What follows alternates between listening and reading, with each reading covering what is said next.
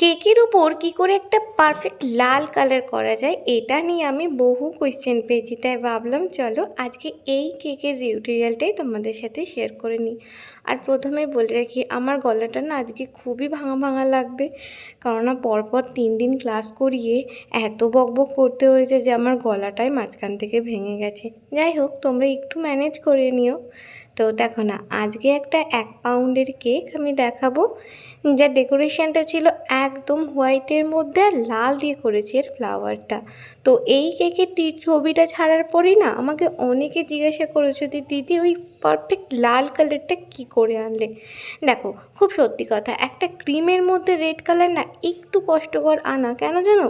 কেননা হোয়াইটের উপর রেড আমি যতই দিই না কেন, সেই রেডটা কিন্তু আর রেড থাকে না, হয়ে যায় হালকা পিঙ্ক বা দুধে আলতা কালার।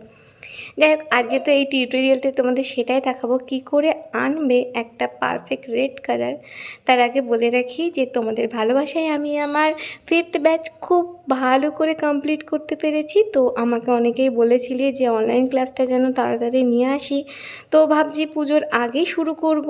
অনেকেই বলেছিলে যারা যারা অনলাইন ক্লাসে জয়েন হতে চাও, তো তাদের জন্য আমার আরও একবার বলা, যারা যারা বলেছিলে যে অনলাইন ক্লাসটা জয়েন করবে আমাকে একটি করে মেসেজ করে দিও, আমি সিওর হয়ে গিয়ে তবে সমস্ত সেটআপ শুরু করব।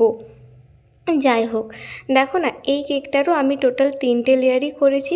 প্রত্যেকটা লেয়ারকে সুগার সিরাপ দিয়ে আগে সোপ করেছি, তারপরে ভিতরে ক্রিম দিয়েছি। তো এই কেকের ক্ষেত্রে ক্রিমটা একটু অল্প পরিমাণে দিতে বলেছিল, তো দেখতেই পারলে খুবই অল্প আমি ক্রিম কিন্তু লেয়ারিংয়ে ইউজ করেছি। তো দেখো না, এরপরে আমি ক্রাম কোট করে কিন্তু বেশ খানিকক্ষণ সেট হতে দেবো। তোমরা যারা আমার ভিডিও দেখো তোমরা জানো যে আমি প্রত্যেকটি কেককে ক্রাম কোট করে সেট হয়ে গেলে তবে ফিনিশিং নিয়ে আসি। আর কেক সম্বন্ধে আরও জানতে আমার ক্লাসটা কিন্তু অবশ্যই জয়েন করতে হবে। তোমাদের অনেক দিনই অনেক কিছু জানা হয়নি, তো তোমরা আমার কাছে আর কী ধরনের কেক দেখতে চাইছো, কোন ধরনের ডেকোরেশন দেখতে চাইছো, অবশ্যই কমেন্ট করে জানিও। তো দেখো, তোমাদের সাথে গল্প করতে করতে কিন্তু আমার এই কেকের কাজ অনেকখানি এগিয়ে গেল। এবারে আমি করে নিচ্ছি এর আইসিং। আর আমার কেন জানি না কেকের মধ্যে আইসিং করতে সব থেকে বেশি পছন্দ হয়। তো দেখতেই পারলে আইসিং করা হয়ে গেল। এবার চলো বলে ফেলি ক্রিমটা কিভাবে করলাম। সকলেই জানো যে ম্যাজিকের রেড কালারটা ভীষণ পরিমাণে ভালো হয়, তো আমি ম্যাজিকের রেড কালারটা ক্রিমে অনেকটা পরিমাণে ইউজ করি। ও এর সাথে যেটা ইউজ করি সেটা হচ্ছে বেক হেভেনের একটা রেড কালার আছে, সেটা দুটো মিক্স করে আমি এই কালারটা নিয়ে আসি।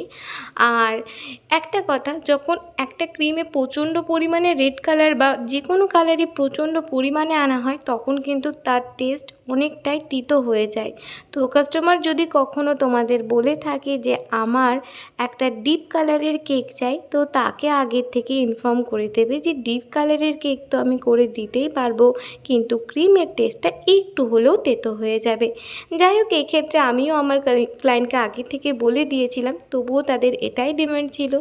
তো দেখতেই পারলে হোয়াইটের উপর রেডের কম্বিনেশনটা জাস্ট ওয়াও লাগছে। তোমাদের কাছে ঠিক কতখানি ভালো লাগছে অবশ্যই আমাকে কমেন্ট বক্সে জানিও। সবশেষে রেখে দিলাম তোমাদের জন্য এই 1 পাউন্ড কেকের ওয়েট ঠিক কতটা হয়ে গেছিলো। চলো তবে আজকের মতন টাটা, দেখা হচ্ছে নেক্সট ভিডিওতে। ততক্ষণে সবাই খুব ভালো থেকো।